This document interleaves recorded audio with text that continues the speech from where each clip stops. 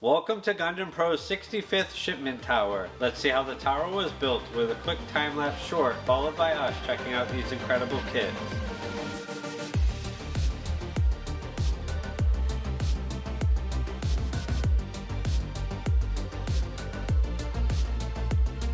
In this tower, we have 12 model kits consisting of 10 Star Blazer model kits, 1 SD Cross Silhouette, and 1 30-minute mission model kit. Let's start with Star Blazers. Gunpla, Class Multi-Level Space Carrier, Ball Gray. Garmilla's Warship, Cosmo Zero. Kirishima, Ball Gray. Daryl, Murasame, Gaida Roll. Dasula 2 Core Ship. And Gunpla, Class Multi-Level Space Carrier, Sturg. For 30-minute missions, we have Schneider Natch Trayer / 40E Steel Haze. For SD Cross Silhouette, we have ZGMF / A 262PD-P Mighty Strike Freedom Gundam.